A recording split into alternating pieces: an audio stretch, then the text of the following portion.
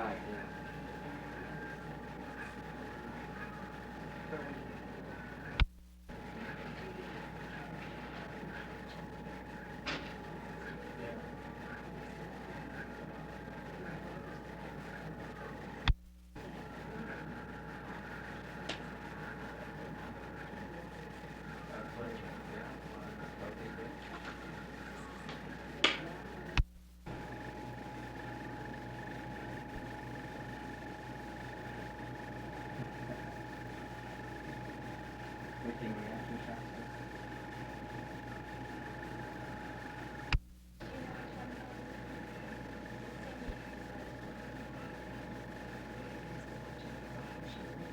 No.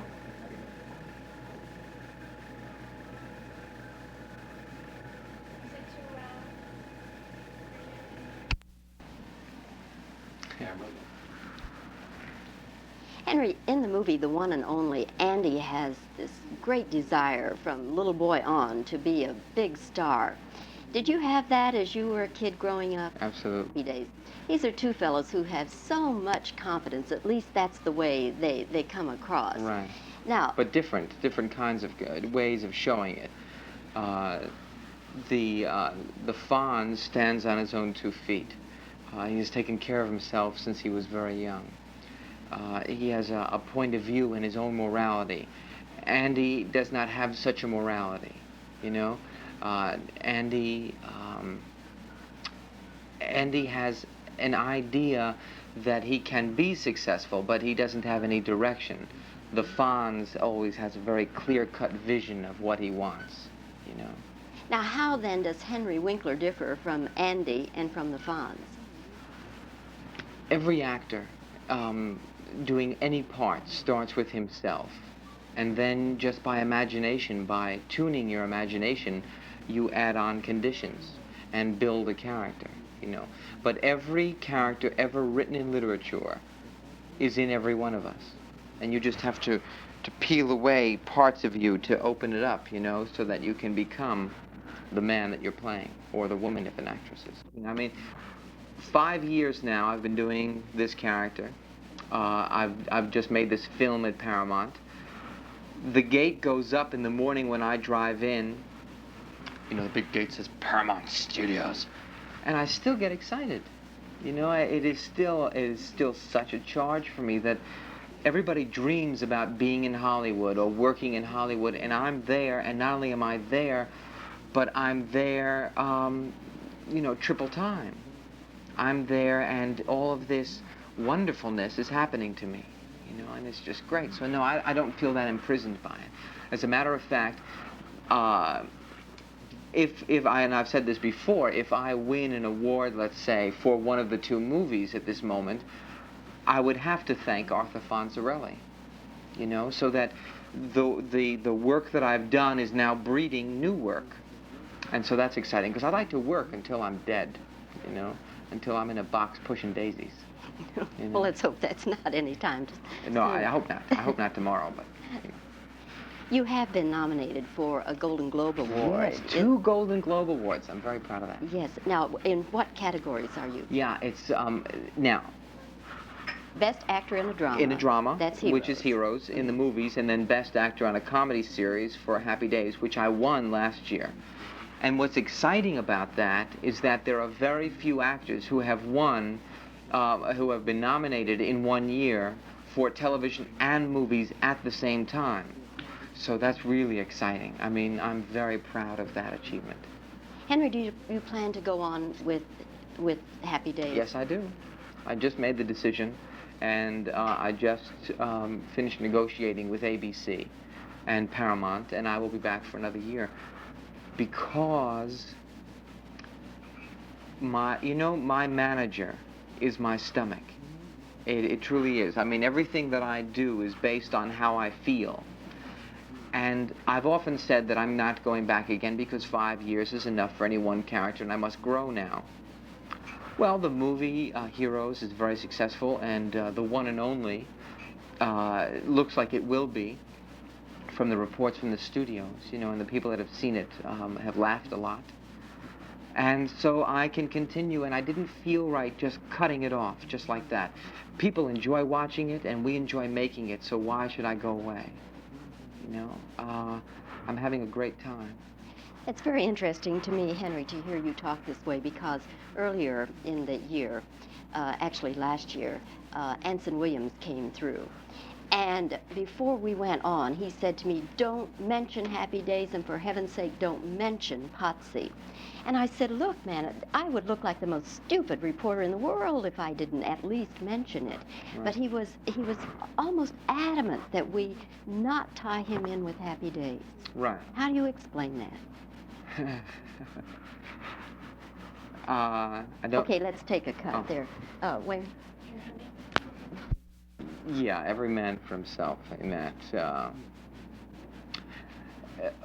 Guiding one's career. Now, what I always do is I always say that,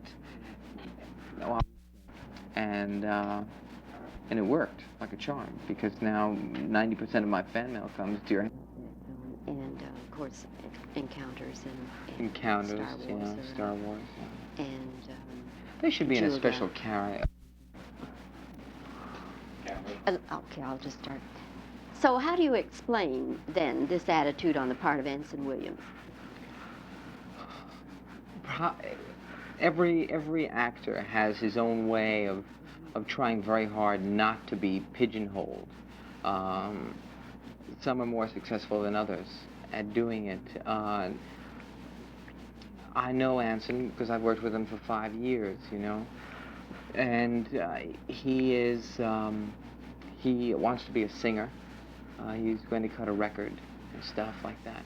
And so he wants to, it's probably his way of saying that there is more to me. I have other things happening, you know, besides being locked in to one show.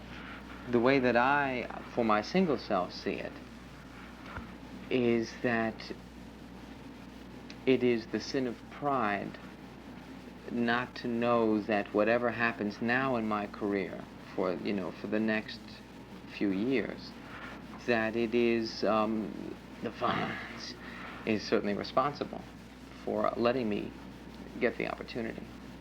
Plus the idea that I was able to create the Fonz in such a way, and so on and so forth. Does it irritate you when people say, hey, Fonzie? Does that irritate you, Henry? Only because they want me to be the Fonz, and there is no way that I could possibly be the Fonz, you know. He is a fantastic character, you know. Not that he's fantastic, but that he is almost a fantasy character, what he can do. Like, we just shot a show. The last show we shot before I went on the road here to promote the one and only was I have a duel with a spaceman who came down to take Richie Cunningham back to his planet, you know. And what I do in order to win is pretty outrageous, you know. So I rather that I'm not called the Fonz, you know. That's the only thing that annoys me. My name is Henry, and that's the way that is. If I meet young children, are the quickest to pick that up. They all say, "Hi, Henry, how are you?" And it's nice to see you. The press is usually they will always stick in the Fonz somewhere in their byline. You know. Henry, you made a movie some years ago called The Lords of Flatbush. Yes, I did. And in Played that Butchie Weinstein. And in that movie also was Sylvester Stallone. Yes, he was. Now, at that particular point in time, did you see great things? Absolutely. Did you for Oh, Sylvester? absolutely. Sylvester is, for as gruff and as tough as he appears, he is a very sensitive human being.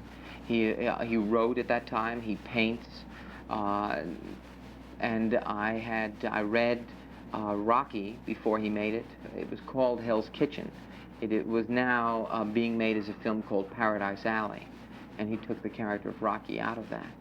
And I read it before, you know, Rocky ever went into production. Yeah, he's quite a guy.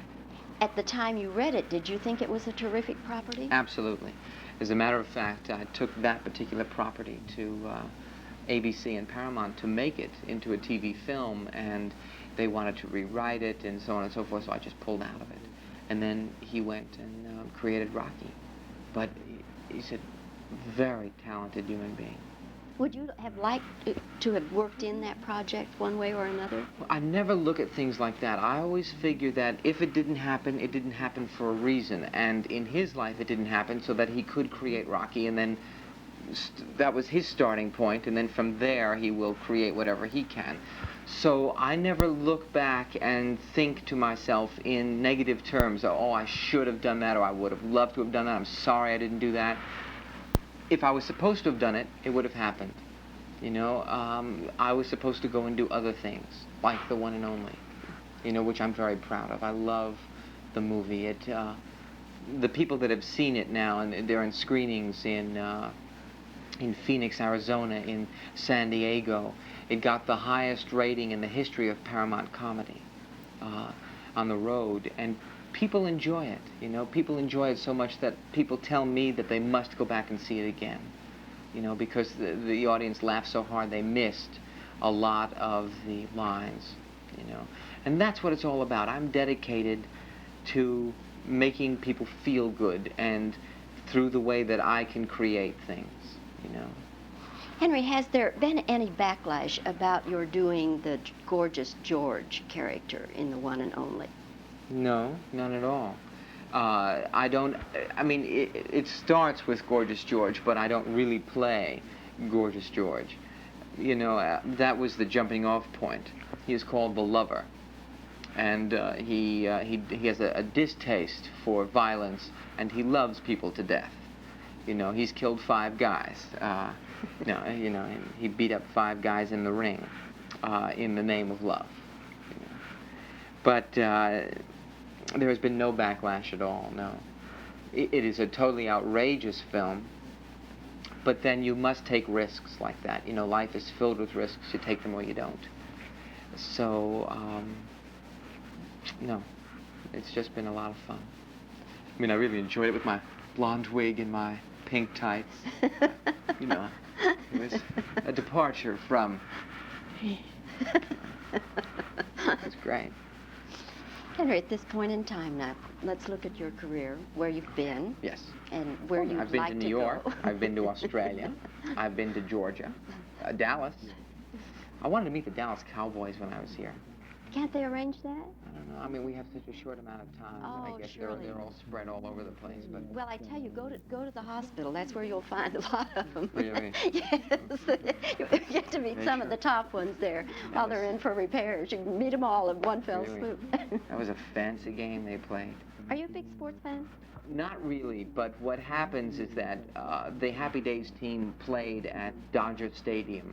You know, we played before the game. And I got to meet the Dodgers in person.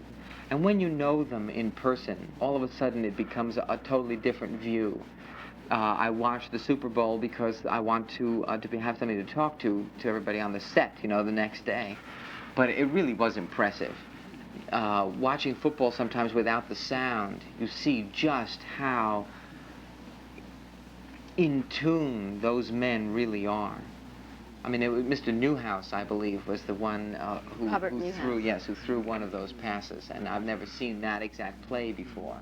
He probably hadn't either. But the thing is that he did it, you know, which is all the more credit to them and Roger. Raj, as we call him back in L.A. Big Raj, boy, he certainly can put that ball in other people's hands. You got to be a Rams fan, don't you? No, not really, no. I was always... in high school and in college and everything, when there were games, I was always on the sideline with the cheerleaders. I was never really interested in the sport itself. I horseback ride, water ski. As a matter of fact, the opening episodes of Happy Days this year had me water skiing jumping over a shark, which was a little bizarre. And I did all my own water skiing there, you know. So, but I'm not really a sports fan, no. Well, Henry, you're one heck of an actor, as you proved time and time Thank you. again in That Heroes, makes me feel good. in One and Only, and of course in your series Happy Days. And we thank you very much for spending this time with us today. Oh, it's a pleasure. Thank Nice to you, meet Henry. you. Bye. Very good. Oh, you're a dream.